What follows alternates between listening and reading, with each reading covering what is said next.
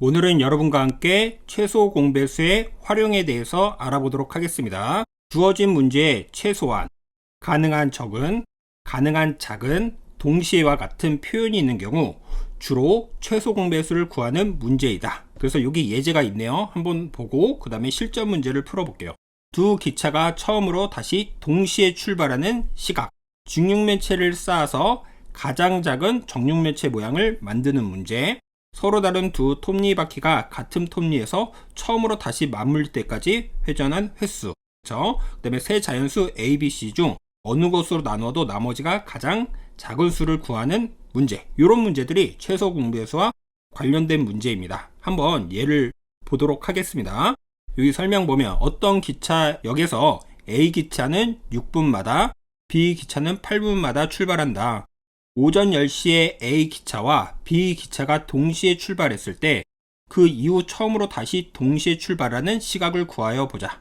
그러면은 A라는 것은 6, 12, 18, 24, 30 이런 식으로 우리가 6분마다 갈 거고요.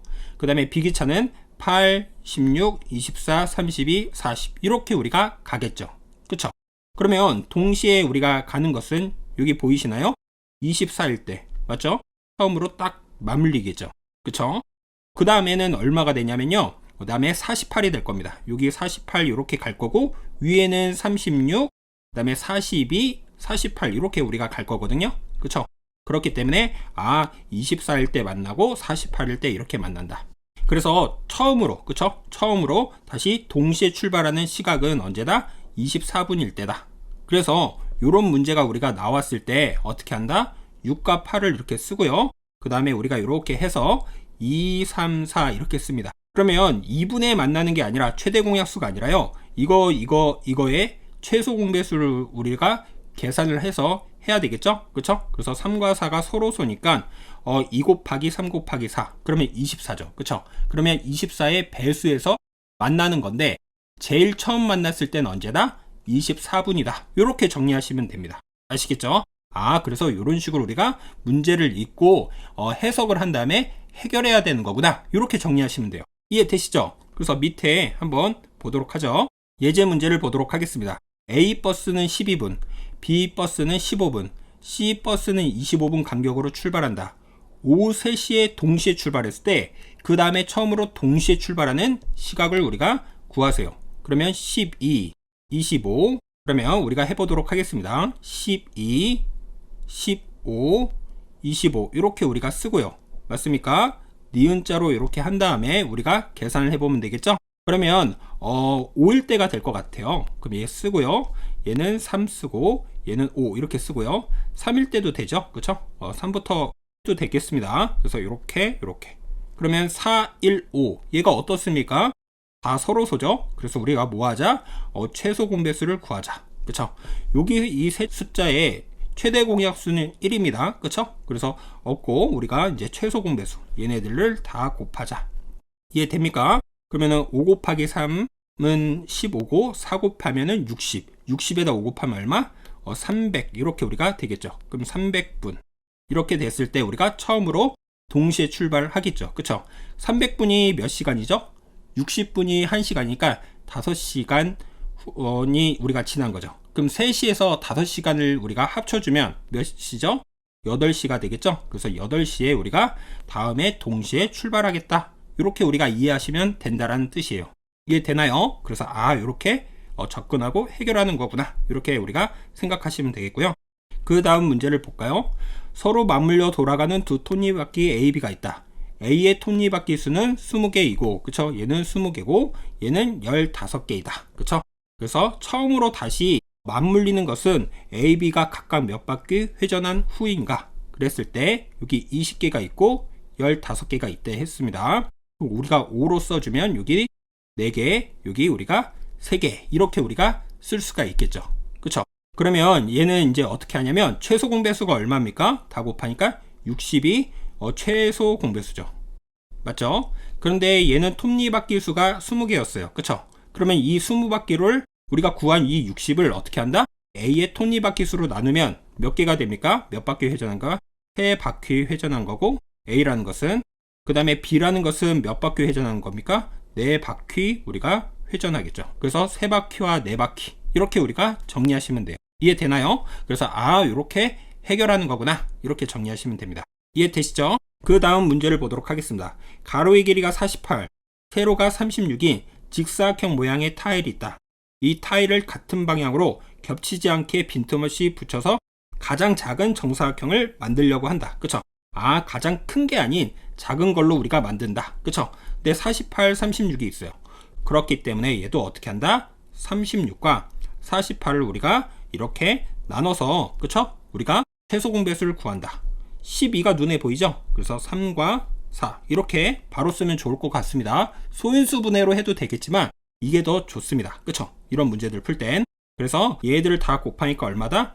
144가 이렇게 나오겠습니다. 12 곱하기 3은 36이고요. 4를 곱하면 144 이렇게 나와요. 그러면 여기 36이 있잖아요. 그쵸? 얘를 또 어떻게 하자? 144를 36으로 나눠주면 우리가 4개 이렇게 되는 거죠. 그쵸? 그래서 이 가로 길이가 총 4개의 36짜리가 생겨야 되고 48짜리도요.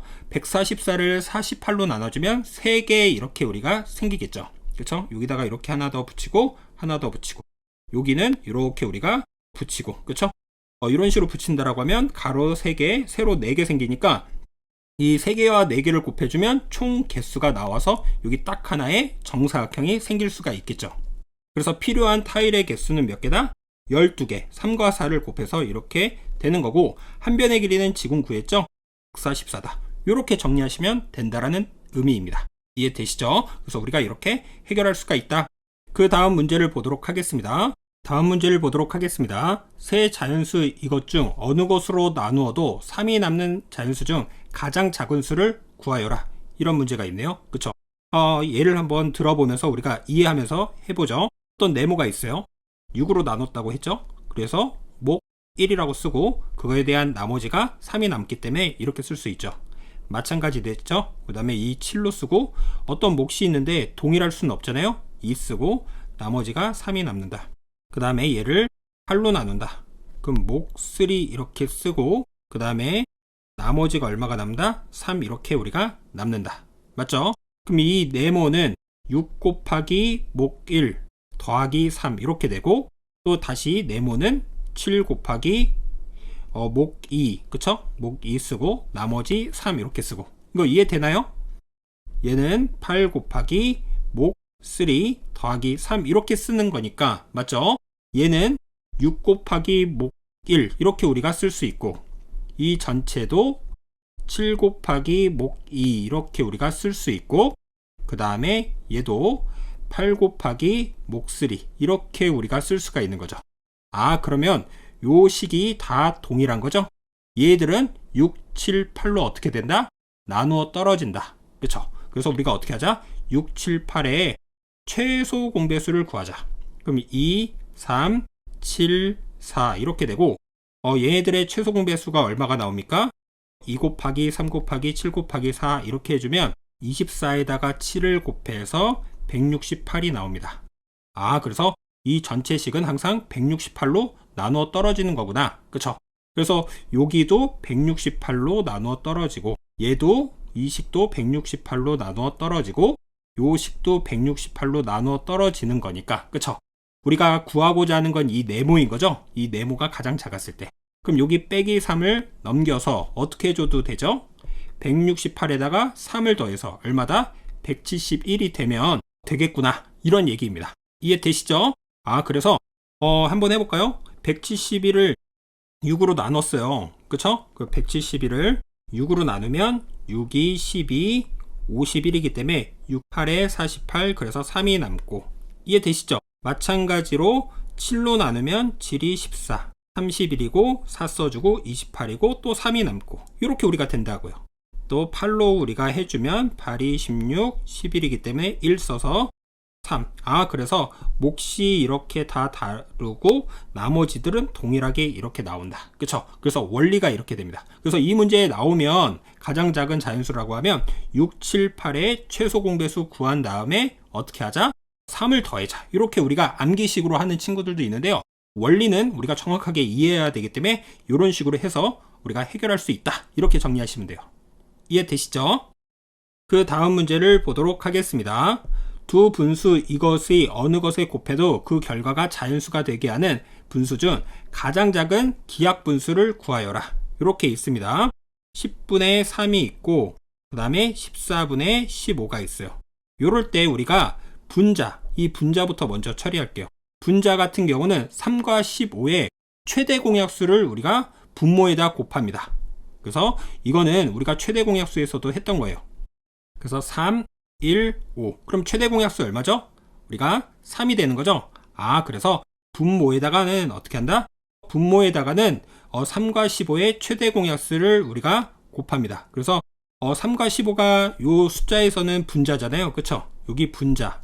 분자의 최대 공약수를 분모에다가 이렇게 쓰고, 이해되시죠? 그 다음에 이 분모 10과 14는 어떻게 해야 되냐면 10과 14의 최소 공배수를 분자에다가 우리가 곱해서 씁니다. 그럼 얼마죠? 70이죠? 그쵸? 70. 그래서 어떻게 한다? 분모의 최소 공배수를 각각의 숫자에 곱해서 우리가 쓴다. 그럼 얼마가 됩니까? 지금 우리가 한 게 3분의 맞죠? 70이죠? 그래서 얘랑도 3분의 70을 곱하고 얘랑도 3분의 70을 곱해야지 우리가 어떻게 된다? 가장 작은 기하분수가 된다. 이렇게 우리가 생각하시면 돼요. 그쵸? 여기다가 한번 예쁘게 써볼까요? 10분의 3에다가 3분의 70을 이렇게 곱해주면 딱 7이 되는 이러한 자연수가 되는 거고, 14분의 15에다가 3분의 70을 곱하면 약분해서 5고요. 여기가 5가 돼서 25 이렇게 되죠. 그래서 자연수가 되는 우리가 가장 작은 기하분수는 뭐다? 3분의 70이다. 이런 얘기를 우리가 할 수가 있겠죠. 그래서 우리가 어떻게 한다? 이렇게 주어져 있을 때 분자의 최대 공약수, 이 분자의 최대 공약수를 분모에다 쓰고, 그 다음에 분모의 최소 공배수 있죠? 분모 요거와 요거의 최소 공배수를 어떻게 하자? 우리가 분자에 써가지고 우리가 해결을 한다. 그래서 요거를 좀 알고 있으면 편하고요. 그렇지 않고선도 우리가 이런 식으로 생각을 할 수가 있는 거잖아요. 그쵸? 그래서 우리가 해결하면 되겠다. 그 다음 문제를 보도록 하겠습니다. 그 다음 문제, 이 문제는 어떠냐면 요 문제랑 이러한 이 문제와 논리는 똑같아요. 그쵸? 그래서 한번 볼게요. 무슨 말인지. 8로 나누면 7이 남고, 그쵸? 7이 남고, 9로 나누면 8이 남고, 10으로 나누면 9가 남는 자연수 중 가장 작은 숫자를 구하라고 했는데, 요 차이를 볼게요. 차이가 한 칸씩 우리가 나고 있죠. 이해되시죠? 그래서 어떻게 하냐면 8, 9, 10 이렇게 우리가 하고요. 마찬가지로 최소 공배수를 구합니다. 그러면 최소 공배수가 얼마가 되냐면 360이 딱 나와요. 그쵸?